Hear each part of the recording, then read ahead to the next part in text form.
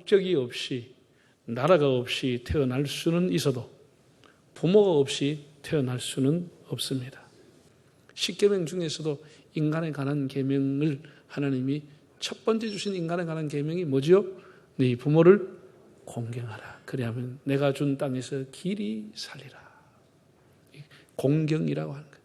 히브리어로 카바드라고 하는 단어는 존경하다, 높이다, 경리를 표하다 이런 뜻을 갖고 있습니다.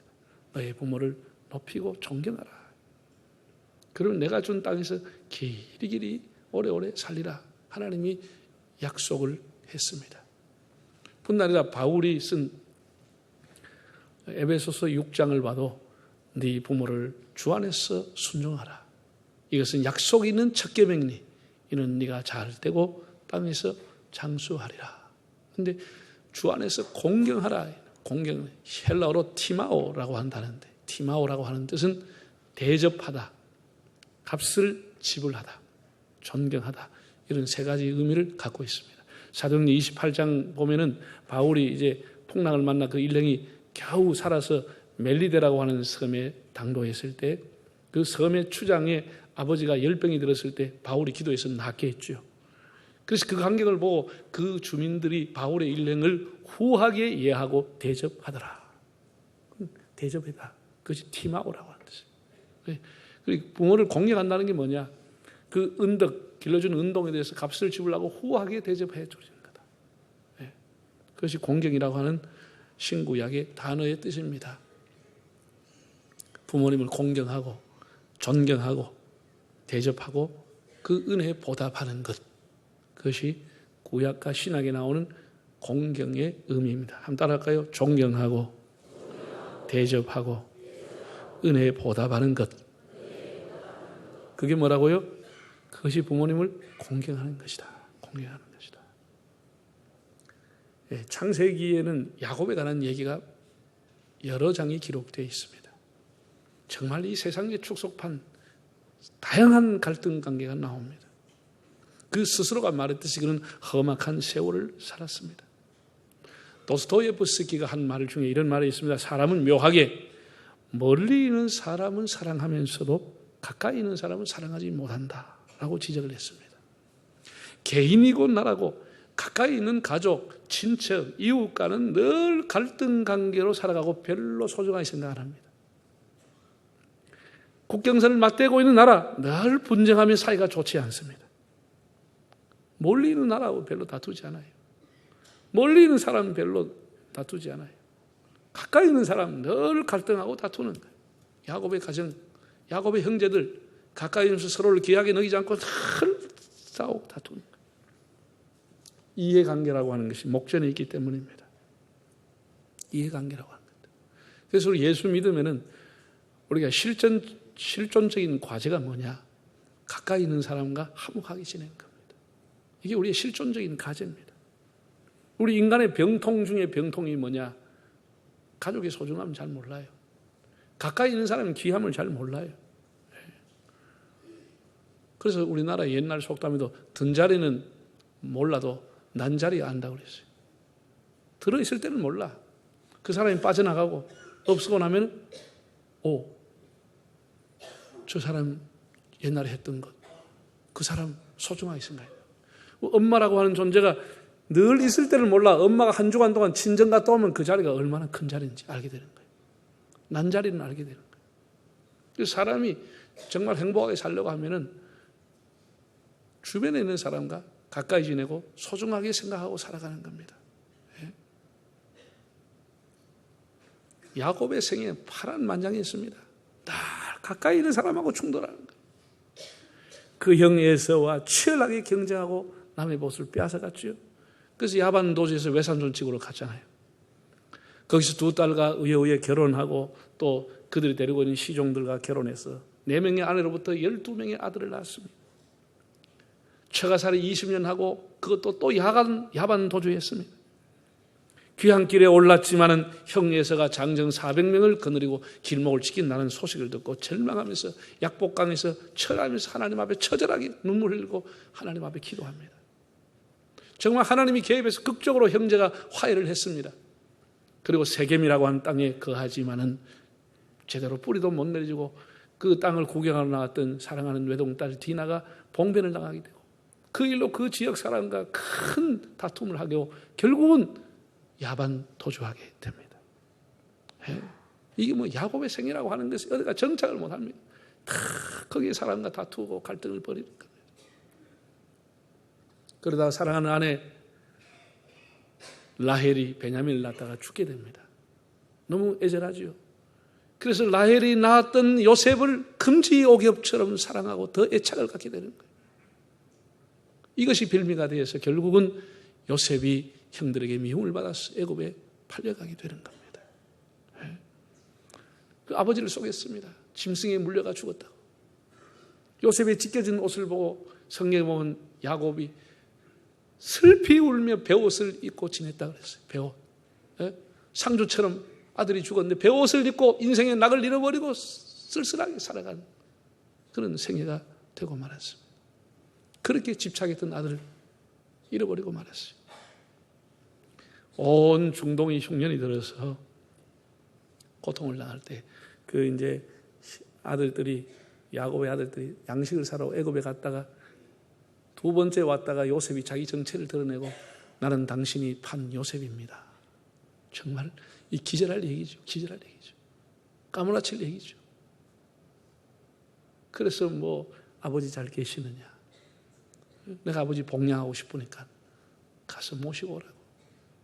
그래서 선물을 보내고 막 잔뜩 해서 아버지 모시고 오라고 보냈습니다.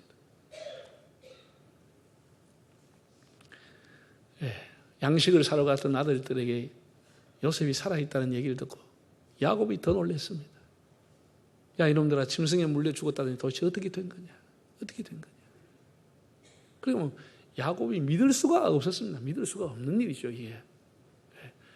믿을 수가 없는 일인데 눈앞에 보니까 요셉이 보냈다는 전용기가 와 있네. 황금수레가 와 있네. 황금수레가 와 있네. 그 선물, 비단 선물 보따리 갖다 놔. 집채만큼 선물을 가져와. 그래서 야곱이 노구에 결단합니다. 그래, 네가 살아있다니 죽기 전에 네 얼굴을 한번 봐야 되겠다. 내가 네 얼굴을 한번 봐야지. 진짜 네가 살아있는지 얼굴을 한번 봐야지. 내가 이제 네 얼굴 보면 죽어도 여한이 없겠다. 그래, 내가 내려가련다. 이렇게 결심을 하고 그 가족을 데리고 오는데 자기 혼자 오는 것도 아니고 온 식구 남자만 70명이야. 70명을 데리고 온 가족 손자 손녀 참 다 데리고 집단 이민을 가게 되는 이야기가 46장에 기록되어 있는 거예요. 그래서 우리가 성경을 잘 보면 이 46장부터는 창세기가 아니고 이름을 정확하게 붙이면 입출애굽기입니다. 출애굽에 애굽으로 이제 들어가는 겁니다. 애굽으로. 나중에 400년 후에 이제 출애굽이 되고 지금은 입애굽이 되는 거예요.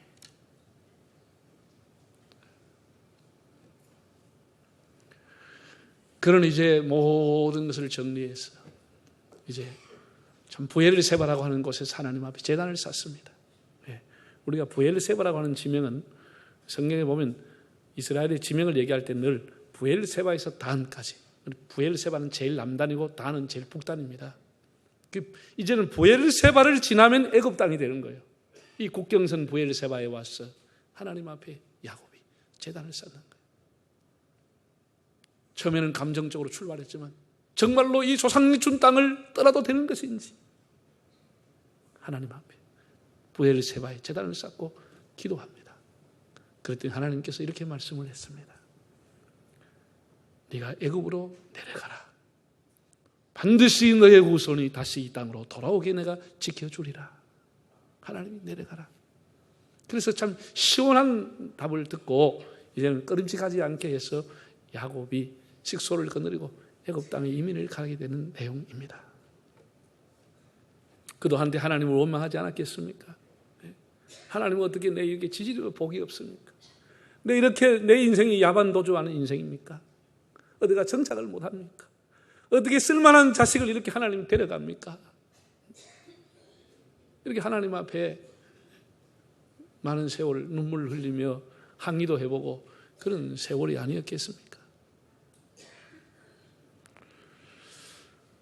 하나님께서는 그래, 애굽에 내가 함께 가겠다. 여러분들이 우리가 정말 쓸쓸하게 요양원에 누워서 지책을 분간모할 만큼 정신이 몽롱해도 하나님은 우리와 함께 하시는 겁니다. 하나님의 계시의 땅은 이제 가나안 땅이 아니고 하나님의 백성들이 있는 애굽으로 하나님의 계시가 임하게 되고 하나님의 관심이 임하게 되는 거예요. 우리가 직장을 그만두고 실직을 당하고 백수가 되고 정말 우리가 가물가물해도 하나님의 마음은 항상 그의 백성과 함께하는 겁니다. 임마누엘 함께하는 겁니다. 야곱은 그토록 아득바득에 애써 읽어왔던 터전을 다 버리고 모진 세월을 뒤로 한 채 요셉을 만나기 위해서 애굽행 수레에 그 노구를 실었습니다. 참 만감이 교차되지 않겠어요? 그렇게 형을 속이고 외삼촌 속이고 혈기방장하고 그렇게 머리 써가면서 살았던 그도 세월 앞에 장사가 없어 초라한 한 노인의 모습이 돼서 아들을 만나러 이제 고향도 다 그만두고 아들을 만나러 먼 나라로 이민을 가는 거예요.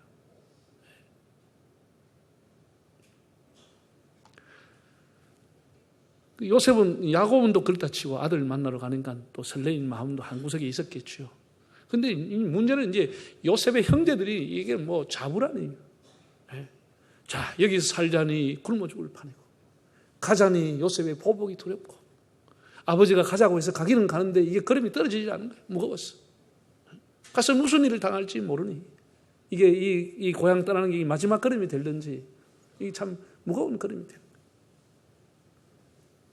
살았으나 죽은 목숨과 다를 바가 없이 애굽으로 그 형제들이 내려가게 됩니다. 이 가해자라고 하는 것은 이렇게 불안한 거예요. 가해자라고 하는 것은. 요셉은 형들을 만났어. 나는 요셉입니다.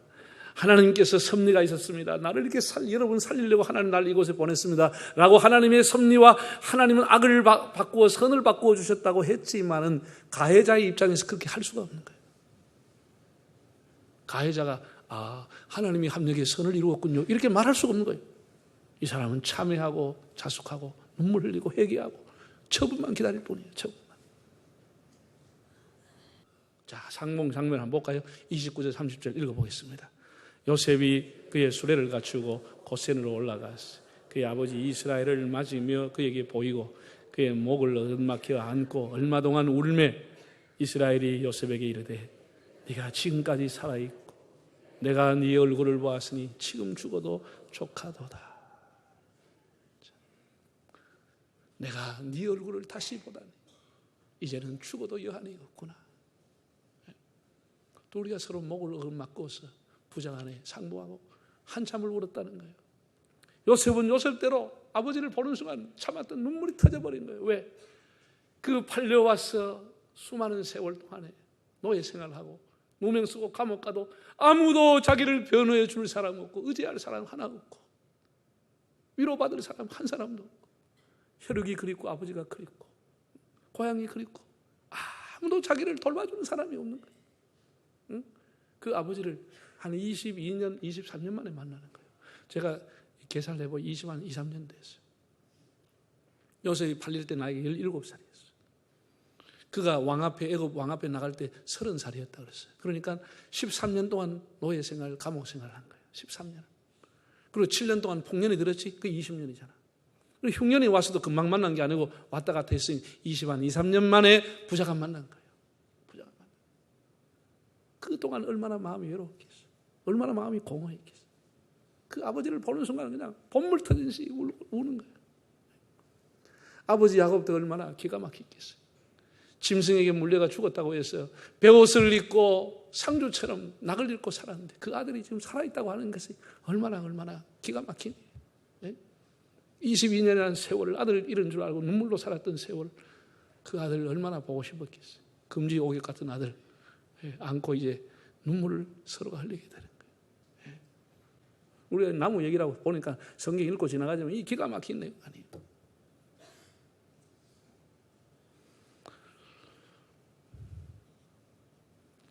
참 요셉은 효자입니다. 효자예요. 온 마음과 정성을 다해서 아버지를 봉양했습니다. 제가 아까 공경이라고 하는 것은 존경하는 것이라고 했잖아요. 정말 아버지를 존경하고 사랑한 겁니다. 아버지가 하는 일, 아버지 직업이 참 천한 일이었어요. 당시에 문명국이었던 애굽 사람이 볼 때에 목축한다, 가축을 길렀다. 이건 아주 천한 직업이에요. 멸시받는 직업이었어요. 그런데도 그는 왕 앞에 나갔어. 1인지하 만인지상이 높은 자리에 있던 요셉이, 온 나라에 존경받은 요셉이 그 왕 앞에 갔어. 우리 아버지와 형제들은 목축을 하는 사람들입니다. 그 부끄럽게 생각하지 않고 아버지가 목축하는 사람입니다. 자기 아버지 직업을 부끄러워하지 않은 거예요. 요즘 젊은 사람들은 저 아버지 뭐 직업이 신동사라면 아버지 뭐 하나 하면 몰라요. 그걸. 부끄럽게 생각하는 거예요. 요셉이 효자라는 거예요.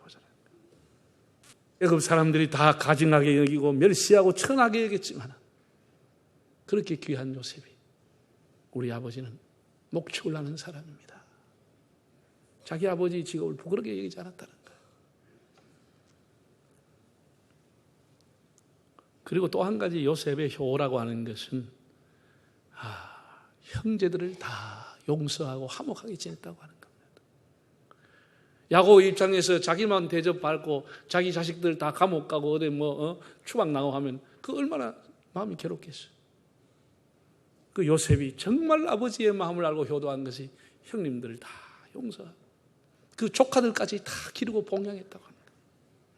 그 아버지가 볼 때 얼마나 흐뭇하고 얼마나 기분이 좋았겠어요. 그래, 고맙다. 이게 효라고 하는 거예요. 형제가 화목하게 지내는 것. 명자도 말했지만 형제 무고라고 하는 것, 이것이 효라고 하는 거예요.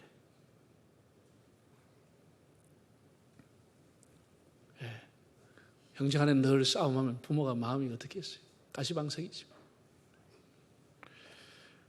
그리고 야곱이 요셉을 상봉한 후에 보니까 17년을 더 살았습니다. 17년을 더 살았는데 이 17년 요셉이 야곱을 효도하는 동안에 어떤 일이 일어났습니까? 아버지가 비로소 아버지 역할을, 할아비가 비로소 할아버지 역할을 17년 동안 하게 되는 겁니다. 만약에 이것이 없었다고 하면 야곱은 이 창세기 족보에 이름이 올라가기가 부끄러운 사람입니다. 그런 제사장의 위치를 회복하는 거예요. 그래서 아들 하나하나, 손자 하나하나 다 미래를 위해 축복해주고 기도하는 사람이 되는 거예요. 기도하는 사람. 그 후손들이 그 야곱의 기도대로 이루어지는 거예요. 기도대로 되는 거예요. 내 할아비 아브라함과 내 아비 이삭이 섬기는 하나님 잘 섬겨라. 내 부여조의 하나님을 잘 섬겨라. 이렇게 야곱이 부탁하는 거예요. 자녀들한테. 얼마나 그 효도를 받으면 17년을 야곱이 신앙적으로 복되게 살아가는지 모릅니다. 그 자기 역할을 이제 그때 비로소 하는 거예요. 더 중요한 것은 제 아버지 야곱이 임종을 앞두고 요셉을 부릅니다. 임종 적전에 불렀습니다. 그리고 이렇게 얘기했습니다. 여러분, 우리가 상상하는 것 이상으로, 여러분이 상상하는 것 이상으로 당시에 요셉의 권세는 대단했습니다. 온 중동 전체를 먹이 살렸기 때문에 대단했습니다. 그가 아버지 야곱이 죽어서 장례를 지냈다고 하면은 그 당시에 풍습이 고위 간직에 있는 사람은 왕족들은 다 미라로 처리했고 그 미라를 보관하기 위해서 피라밋을 만들었습니다. 그래서 이집트의 가자 지역에 가면 기자라고 하는 곳에 가면 크고 작은 이 피라미드가 수없이 많습니다. 요셉이 마음을 먹고 야곱이 마음만 먹으면 얼마든지 피라밋을 만들 수 있는 위치에 있었어요. 야곱이 얼마나 신앙적으로 성숙했는지. 그는 이렇게 얘기했습니다. 내가 죽거든 나를 여기에 묻지 말고 내 아버지, 내 할아버지가 묻혀있는 막벨라굴에 나를 묻어달라. 내 유골을 거기 묻어달라. 유언을 하는 거예요. 비록 어쩔 수 없이 몸이 떠나 이쪽에 왔지만 내 마음의 고향, 내 영혼의 고향, 내 조상들이 있는 그곳에 나를 묻어라. 유언을 하는 거예요. 얼마나 야곱이 귀한 유언을 하는지 모릅니다. 이 유언이 비로소 이스라엘 사람들이 400년 후에 출애굽에서 애굽에서 출발하고 가나안 땅에 가게 되는 단초를 만들어주는 겁니다. 단초가 되는 거예요. 야곱이 이런 유언이 없었다고 하면 500년, 600년 동안 계속해서 거기 종살이하고 살아가고 있는 거예요. 우리가 가야 할 곳, 가나안 땅이다. 그 막벨라 굴이다. 나를 아무리 네가 대단한 자리에서 여기에 묻지 말고 내 유고를, 내 고향, 내 조상이 있는 곳, 하나님의 약속의 땅 가나안에 나를 묻어달라. 애굽 땅에 묻혀있기를 원하지 않았습니다. 그래서 출애굽기를 할 때 보면 13장에 보면 이스라엘 백성들이 모세의 명령을 따라 출애굽할 때 제사장들이 요셉의 유고를 어깨에 메고 올라가니라. 요셉의 유고를 메고 갔다. 나이가 많다고 하는 것은 세상의 부귀영가가 중요한 것이 아니고 가까운 천국을 보고 살아가는 것입니다. 영적인 가난을 보고 살아가는 것이 노인들의 축복인 겁니다. 축복인 것입니다. 이 요셉이 효도한 거예요. 효도한 거예요. 요셉의 품에서 그렇게 자녀들을 축복하고 믿음의 유언을 하고 요셉 역시 그 본을 받아서 여기에 묻지 말고 자기를 유고를 메고 올라가라고 명령한 것이죠.